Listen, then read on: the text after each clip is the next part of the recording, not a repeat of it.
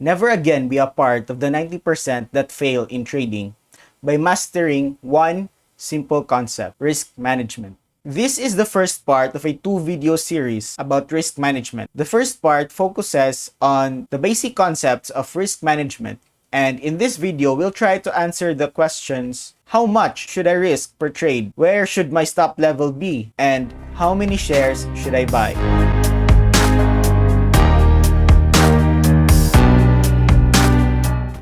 What's happening, traders? If you're new here, I post weekly trading videos.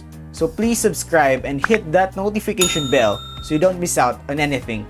Just a quick note, the examples I'll be sharing today will be all on the long side, meaning we take profit when we enter a stock and it goes higher and we sell it. For the short bias traders, you can still apply these concepts, but you just have to do the inverse. The dollar amount we risk per trade depends on a lot of factors generally. It depends on your experience, the strategy that you use, the market environment, and many more. But the better answer is you risk 1% to 3% of your account.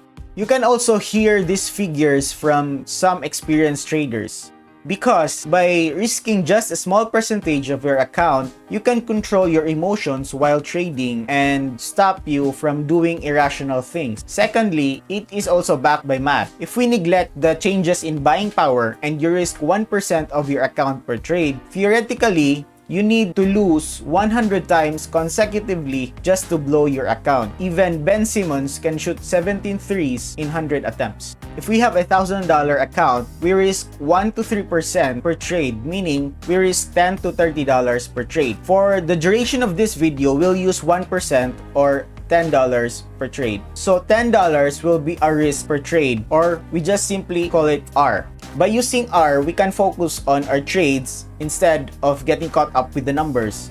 Let's say we see someone profiting $10,000 while we profit only $1,000, but his account is 1 million and your account is just 10,000. So he gained 1% of his total account while you gained 10% of your total account. If you get caught up with the numbers, you think that you underperformed, but in reality, you even outperformed that certain person. So the purpose of using R is to stop comparing ourselves with others, because we all have different circumstances. So that's a tip for all of you. Stop comparing yourself to others. This applies not only to trading, but life in general.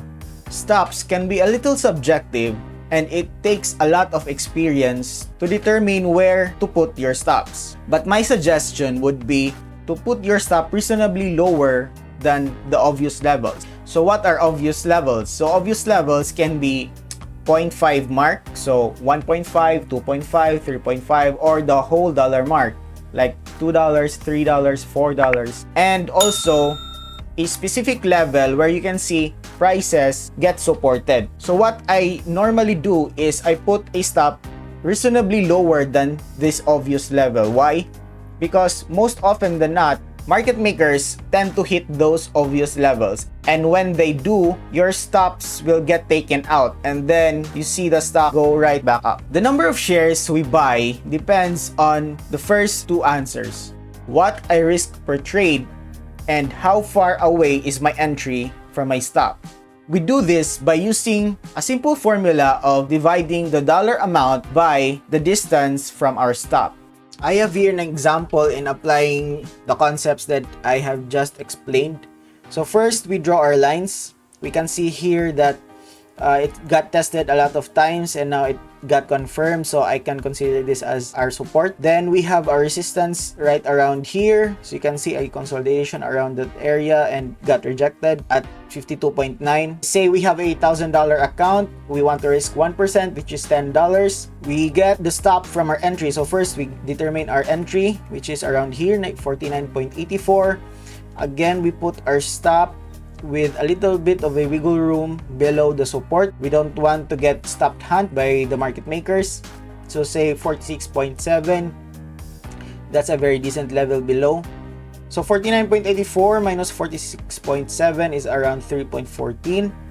Then the number of shares is dollar divided by the stop from entry. So that's gonna be 10 over 3.14, which is 3.2. So we can buy here 3 shares.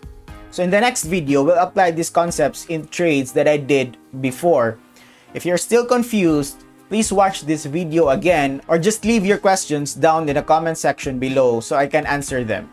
If you find value in this video, please help me grow this channel by liking this video, subscribing if you haven't done so, share this to your friends and family, and also please leave comments in the section below as it helps this video get pushed by the algorithm to more people. And finally, before we go, you can get 4 free stocks if you use the link down in the description below, sign up to Webull, and deposit $100. With that being said, respect risk and continue to hustle, trade, and invest.